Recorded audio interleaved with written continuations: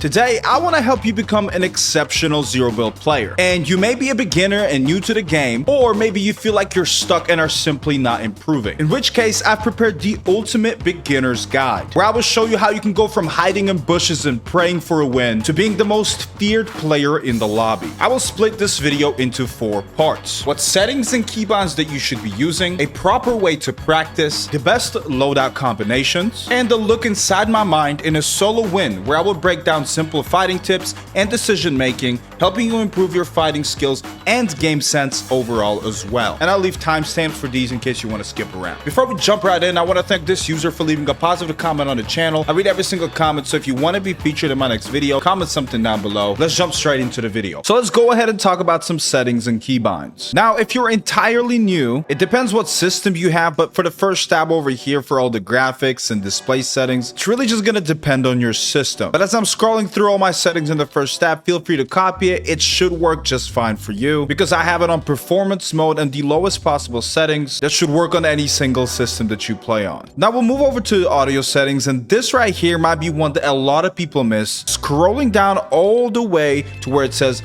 visual sound effects under sound. You want to make sure that this is enabled. Later on when we go into the gameplay, you'll see how important and life-saving this setting is. Other than that, for the most part, you can leave everything as it is. I don't want to dedicate this entire video to just the settings. Now, last but not least, we'll go over to the keybinds. Now, we are playing Zero Build, so the most important thing that I can tell you is leave all the mobility the same as it really is by default. But under your keybinds for your weapon slots, I highly recommend that you bind these to the closest binds to your movement fingers. I think I give some pretty good options here, so if you guys want to copy these weapon slots, feel free to. For my 4th and 5th slot, I have them binded to my mouse, so if you have mouse binds, I would bind those slots to wherever you're going to put your mobility or cover items, because you want to have that be the easiest access. It's basically like you're building in Zero Build. Here are also my sensitivity settings, but this will highly depend on how much desk space you have. If you are a beginner, I recommend putting this as low as you can and start out on a slow sense, because you will find that your aim will be more accurate if you're a beginner when playing on a lower sense. And I play on a somewhat low sense, so you can feel free to copy this, try it out for yourself, and let me know what you think. Then for our keybind and movement, arguably the most important settings. If you're playing on keyboard, you want to use custom diagonals to be turned on. This gives you that controller 360 movement, and these are the settings that I believe Booga uses. I think I copied his, and for me they've been working beautifully. Basically, you'll notice that your movement feels a lot smoother when you're turning side to side and also trying to look to a different direction while running, something that controller players have been able to do for a very long time. Now, one last setting, you have to turn this on. For some reason, they have it under the controller section, even if you're a mouse and keyboard, but it's going to be in the first section under input, slide hold time, all the way down to 0. And what it does is allows for you to slide very easily and smoothly when you're running and holding your slide keybind. And this is crucial to master movement, which we'll cover later on. But for the most part, that is all you're going to need when it comes to settings and keybinds. Let's go ahead and move over to the next section and talk about how you should be practicing and warming up. Now, I'm going to give you a few creative maps that you can practice on. If you think you are past the beginner level, I recommend the Zero Build Rapid 1v1 or 2v2 map that you see on the screen, as this will tune your fighting skills, and I will leave any maps I talk about linked to the description. But this is a Zero Build map that lets you fight against random players or even your friends, and you can really focus on fighting with the current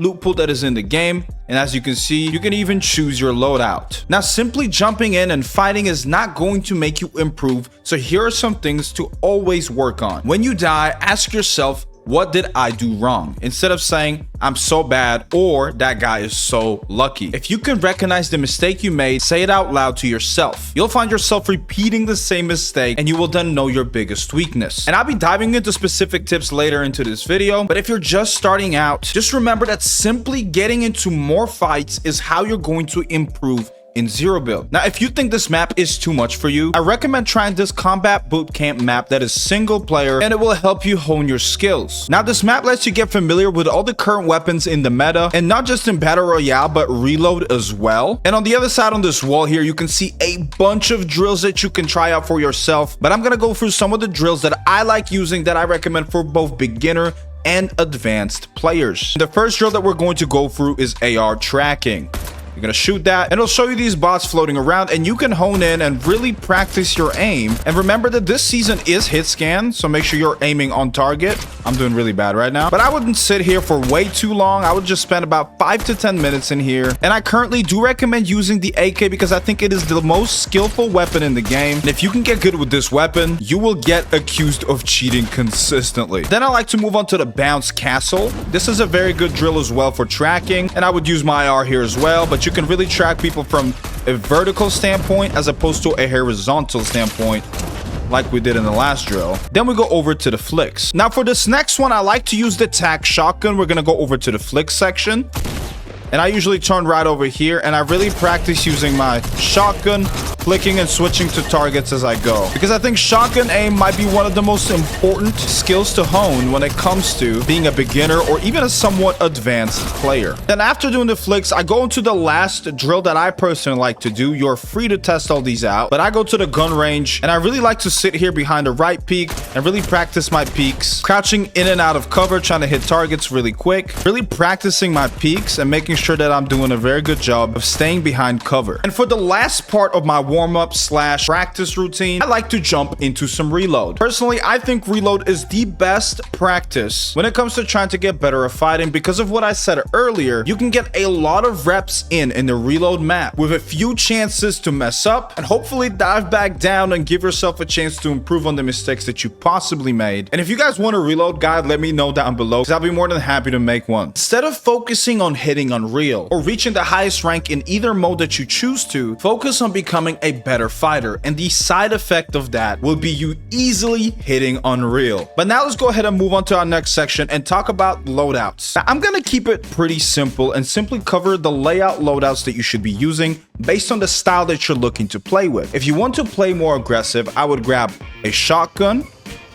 an AR of your choice. Attack is my favorite shotgun this season because of the close range damage you can put out without having to switch out to a different weapon. The AK has the best bloom when you ADS, so it rewards really good aim, so I highly recommend this AR as well. But again, as long as you stick with this layout, you can really go with any shotgun or any AR. We're not going to be carrying an SMG. We're going to use any healing items that we can find in the next slot. And then I like to rock double mobility if I'm playing ultra aggressive. If I can't find double mobility, I'll opt to go for an RPG, boogie bombs, maybe a sniper, and this works for ranked, cash cups, or just pubs if that's what you're doing. And if you follow the tips in my last section, you will not even need any cover items. And I call this the fighter loadout. But if you'd like to play a little bit more passive aggressive and be a little bit more safe, I'd recommend replacing any of your movement item for bunkers, porta forts, or porta fortresses. Going back to the tag, by the way, I think this is the most beginner friendly shotgun you can use because of the bigger spray, and you're not having to switch to another weapon when in close range combat. But that is it for the loadouts. Let's now jump inside my mind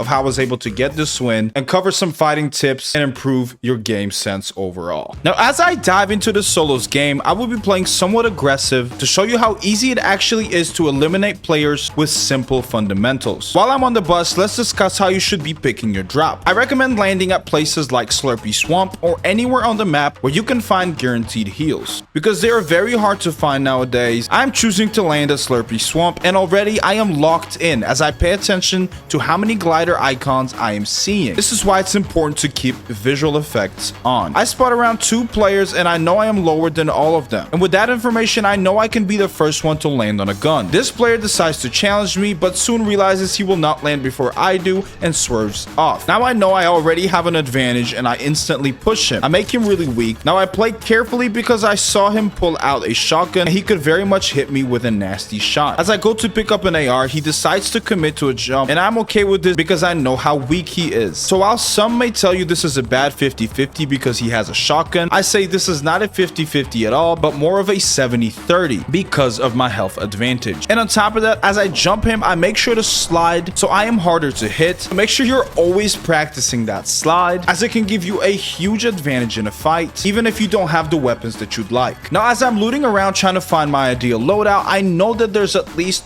one other player here so I am looting very cautiously. And as I'm looting this chest, these visual audios give away the location of other players. So I head towards that direction knowing that potentially these players are weak. Now here I decide to burn a shockwave because I heard that the player just got done fighting and I don't want to give him any time to heal if that's what he's planning on doing. I get above him and start breaking roofs and trying to figure out where he's located. Most players make the mistake of simply running into the building without any information on the player. I suspect that he's behind this door. And as I throw my boogie bomb, I don't hear him dancing. And because I'm on the lowest floor, according to these footsteps, I'm assuming that he's above me. And as I turn around, I see him right there just standing. Now I pull out my boogie bomb and throw a crazy boogie, make him dance, and from here, there's absolutely nothing he can do. Just like that, it won me the fight. Going back to that fight, you have to notice how I never gave him a free shot. When I was trying to figure out where he's at, I always try to hold a right peek. One of the easiest fundamentals for you to follow, and one of which most beginners mess up on. Oftentimes, you are impossible to fight if you are patient and hold your right peeks, and you'll see this throughout the entire video. Now that I'm pretty happy with my loot, I decide to rotate to find a vehicle, something I always do, because it's so easy to get around the map with one. It can also act as cover when you need it to. As I drive around, I hear some shots, and these players are bots, but I want you to take away something super important from these fights. If you're a beginner, I want you to approach these fights like they're real players. Pay attention how I'm simply right peeking my car, looking for some damage shots first before I fully commit to the fights. You'll see this play a crucial part later in this game, and it actually ended up winning it for me. And as I eliminate the first player, I run up to this loot knowing that somebody could be looking at me. And obviously the other bot is looking at me, and I right peek this trailer and make sure that I get the elimination first before I get loot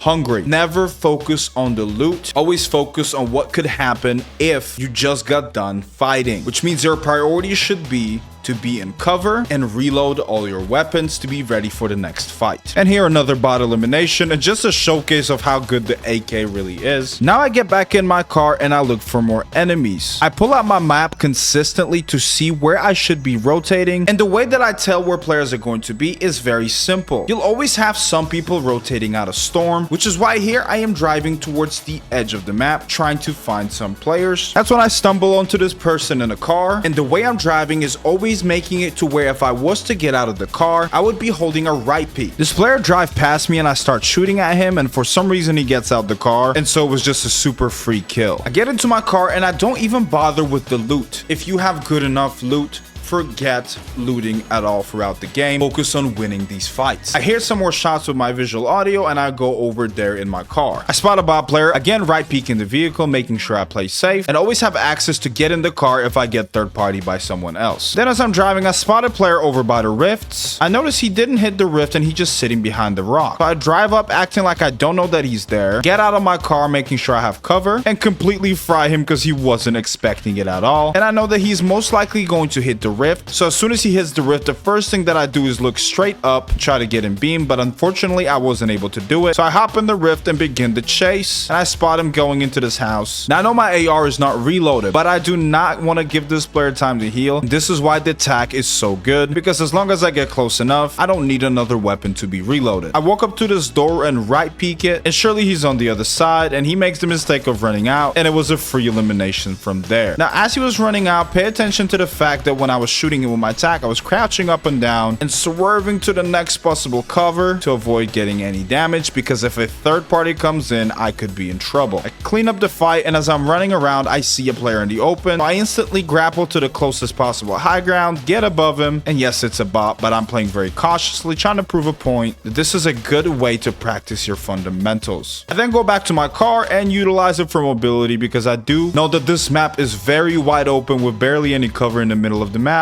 so I want to make sure I have something that keeps me covered. Hear a lot of fighting over at Salty Springs, and notice how I'm driving around making sure I don't get in the middle of these fights, and I'm always on the outside because I don't want to get pinched. Spot this player running around, I take some shots at him. As I deal some damage, I know I have more health than him now, so I instantly push this. I catch him slacking and healing, use the tires to throw him off as I'm fighting, simply pick up the elimination. I then heard shots over at Salty, and I instantly rush over there without worrying about the loot too much, and I I knew they were somewhere at this red house, so your instinct should always be to get on the high ground and start figuring out where you think they are. And as I go up there, turns out he is trying to run away because he was very weak, and it took one shot to finish him. And it didn't matter how great that player was because I took a chance of knowing that he was probably weak. I find another car and I'm driving around doing the same thing we've been doing. Spot a bot player here, eliminate him, and here's when I run into a pretty big threat. This player has the Ice Spice Mythic Grappler along with the Scar, so I know this won't be an easy fight. So I get in the car and start driving away as he's trying to shoot me. I switch seats and get out of the car because I want to make sure I'm on the other side of the car and not right in front of him in the open. He looks to be very aggressive, so I have my shotgun out, take a good shot at him, but he also deals a very hefty amount of damage to me as well. So I instantly get back in the car, drive off, and then get out of the car again on the other side and try to utilize grappler movement as I'm sliding with the tack and spamming it. And we did a pretty even damage trade-off, but I was able to crack his shield, which means I had the advantage. So I knew that I would have some time to pop a big bot, and he just fully disengaged and ran off to a completely different fight. So I try to find him because I know he's my biggest threat. And as I grapple onto this height, I notice him standing right behind that rock, and I start bunny hopping, which is basically hitting the slide and jump as I'm spamming my tack shotgun. And because he's standing still, he's very easy to track, and I'm constantly grappling around in front of him to make myself super hard to hit. That is exactly why I was able to win that fight, even though he had the better rarity weapons. Then I spot a player on this hill and I'm able to hit a snipe shot, and because I have that health advantage, I instantly push, giving him no time to heal, hit him with some movement again, get the free elimination, get behind the rock and pop my heals, slide back down, find a big pot, make sure I'm all good to go, and just like that I'm ready to fight yet again. Now there's only 3 other players remaining, and I am on this hill knowing that I have the best positioning on the map and I'm pretty much pulling zone. And I play pretty patient and don't do much because I don't need to give this up unless I see a free kill. And that is when I hear some shots, so I head over in this direction. As I'm grappling, I see that this player is healing behind the car and the car is very weak, so I knew that this could be a very free kill. I grapple on him, he gets in a car and tries to drive away, but I'm able to explode it, and that explosion does some damage. And I continue the chase with my grappler and simply spam him with my shotgun because I know he's pretty weak. I'm able to crack him, and at this point all I'm trying to do is get in his face so I can eliminate him. I get on this roof, and for some reason he decides to come back up, and I'm freely able to get the elimination. And now there's 1 player left, and he is trying to push me because he thinks I am weak, and I can tell that this is a decent player. So I pull out my grappler because I'm actually instantly ready to get aggressive. He was pushing me, but little did I know that I was pushing him back because I knew I had that tack and grappler movement that I could utilize. However, on the very last grappler where I knew that I probably would have killed him, my grappler ends up bugging out and I'm not able to pull out my weapon. Most players would panic here, but I start to plan my escape route because I know I'm in a really bad position here. So I instantly try to run back up to the hill where I remember killing a lot of players because I knew maybe I could find some quick minis. And as I'm running away, he absolutely cracks me. I knew that I needed to try to at least get 1 big pot off if I want to win this fight. So I get into this bush and start popping my heals. And as I'm doing that, I am waiting for him to push because I know that's what he's going to do because he cracked me. And when he gets close to me, I start taking shots at him and I'm able to crack him. And he probably thinks I'm weak, but in reality, I am so much healthier than he is. And at this point, I just finished up the fight and won the game. I know it may have sounded a little bit complicated, but the simple takeaways are this. Try to deal damage before going into the fight. When fighting, focus on right peaks and trying to predict your opponent's movement, because if you do that, you will take the least amount of damage possible, maximizing your chances of not only winning the fight, but making sure you don't lose to a coming third party. If you found this video helpful, make sure to drop a like, comment down below any questions you have about trying to get better at the game, because I will be making a video very soon answering those questions for you. Thank you so much for watching,